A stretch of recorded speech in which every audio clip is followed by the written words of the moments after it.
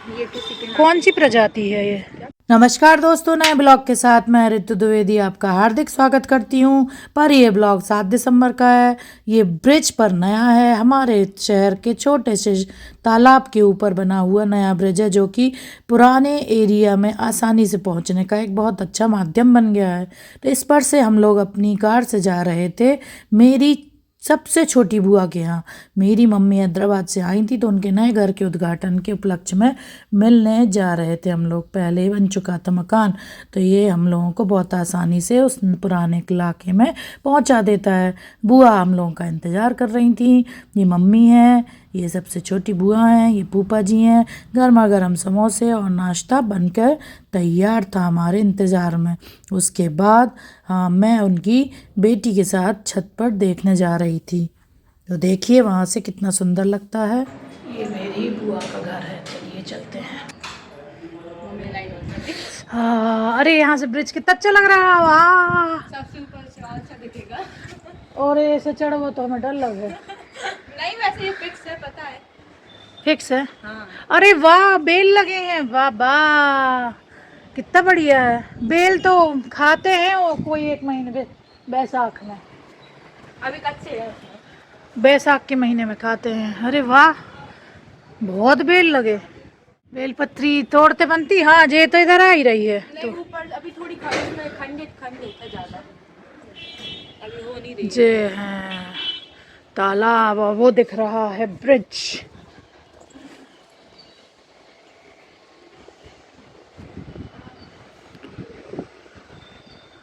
ये हमारे शहर का नया ब्रिज है, जिससे कि बहुत दूरी कम हो गई है।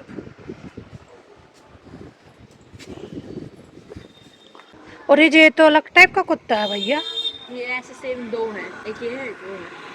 ये किसी के कौन सी प्रजाति है ये? क्या पता। अरे हाँ, ये तो जुड़वा टाइप है। सेम है, बस वो थोड़ा हेल्दी है और ये नहीं है।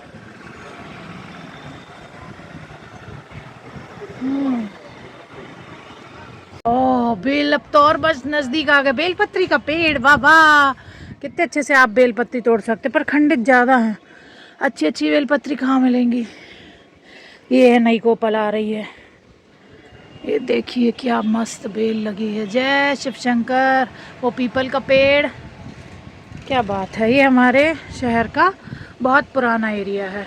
बादल कितनी ऊंचाई पे है ये। अच्छा लग रहा। छुट्टू इधर आ। ये देखिए, मेरे पापा लोग ना 7 भाई बहन थे इसलिए बोल रहे हैं क्योंकि पापा ही नहीं है, बस सबसे बड़े थे पापा। और मेरी जो ये बुआ हैं जिनके घर हम लोग आए हैं, ये सबसे छोटी है सब भाई बहनों। और ये है उनकी बेटी। तुम्हारा वैसे तो घर का नाम छुट्टू है, बाहर का क्या नाम है? कृतिका।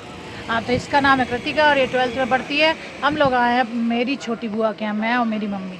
तो पहली बार मैं अपने मम्मी के ससुराल पक्ष के लोगों के हाथ से आपको मिलवा रही हूँ। बाय।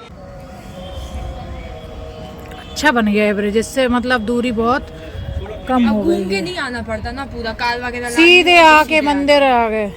ये हमारे फूफा जी हैं, ये मम्मी हैं और ये बुआ हैं। ये हमारी सबसे छोटी बुआ है। मेरी ना 5 बुआ हैं। पापा सबसे बड़े थे, फिर उसके बाद एक बुआ, फिर एक और बुआ, फिर एक और बुआ, फिर चाचा, फिर एक बुआ, फिर ये वाली बुआ। पूरे 7 भाई बहन में 2 भाई 5 बहनें। तो ये मेरी सबसे छोटी बुआ है। भाई बहनों में भी और भाइयों में भी, सब में मिला के लग रहा है। देखिए, ये हमारे शहर का तालाब। अजय वो है दिख रहा, क्यों किला है दिख रहा क्या? कहाँ? ये सामने है। हाँ, ये किला है। ये यहाँ पे कोतवाली।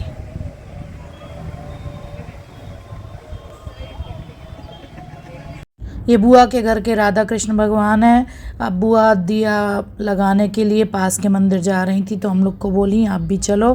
तो हम लोग यहाँ पर देखिए शंकर जी के बहुत पुराने मंदिर आ गए हैं। और यहाँ पर हम लोगों ने भगवान जी की आराधना की। और इसी मंदिर के पास में ही एक राधा कृष्ण का मंदिर भी नया बना है, पर ये मंदिर बहुत पुराना है। बुआ ने बताया कि दादी भी यहाँ आती थी पुराने एरिया से, क्योंकि मेरे दादाजी पापा सब पुलिस में थे, तो बोली वहाँ से आती। मेरे गले में थोड़ी आवाज़ अभी भी ख़राब है क्योंकि सर्दी एकदम ठीक नहीं हुई है, तो आपको गले में खराश समझ में आ रही होगी। यहाँ पर बुआ और मम्मी पूजा कर रही थी। जब मेरी मम्मी की शादी हुई थी तो बुआ बहुत छोटी छोटी थी, दोनों बुआ, ये वाली और चौथे नंबर वाली, ये 5वें नंबर की बुआ हैं। देखिए मंदिर में कितनी सुंदर नक्काशी है। मेरे पापा बहुत कम उम्र में हम लोग जब थे तभी ख़त्म हो गए थे, इस वजह से हम लोगों का मम्मी के माँ के पक्ष में ही हम लोग रहे हैं वहीं।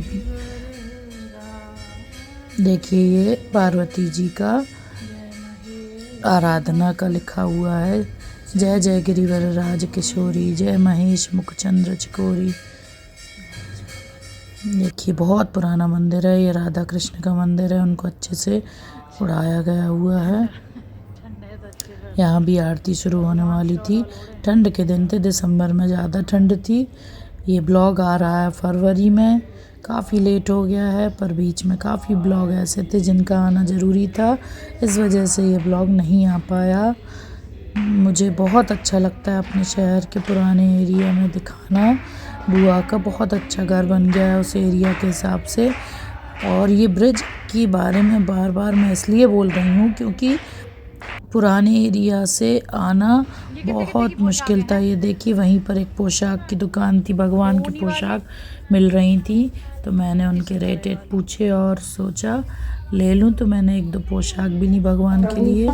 सब एक में बैठे थे वो समय। हेलो फ्रेंड्स, ये है मेरी सबसे छोटी बुआ, ये मेरी मम्मी को तो आप जानते ही हैं, और ये फूफा जी हैं, ये उनकी बेटी है। एक बेटी बड़ौदा में पढ़ती है। तो हमारे पापा ना 7 भाई बहन थे, उनमें ये सबसे छोटी हैं और पापा मेरे सबसे बड़े।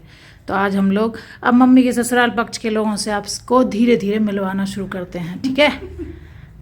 ये देखिए हनुमान जी देव बिल्कुल बुआ के घर के बाजू में ही बैठे हुए हैं, और घर के सामने पीपल का पेड़ है, पीछे पीपल का पेड़ और आगे बेलपत्री का पेड़ है, और शंकर जी भी बैठे हैं। तो बहुत ही शुभ संकेत है, बहुत ही शुभ जगह है।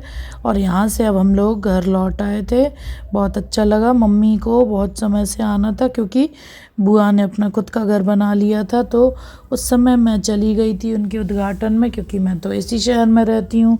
उस समय मम्मी हैदराबाद में थी तो वो नहीं आ पाई थी। देखिए बुआ ने मुझे क्या क्या दिया, सिंदूर, नेल पेंट, और ये सुंदर से कांच के कंगन, और ये बड़ी बड़ी झुमके और बिंदी। तो हमारे यहाँ शादी के बाद किसी को कुछ देते हैं तो पूरा सुहाग का सामान दिया जाता है, तो बुआ ने मुझे ये सब दिया। Thanks for watching.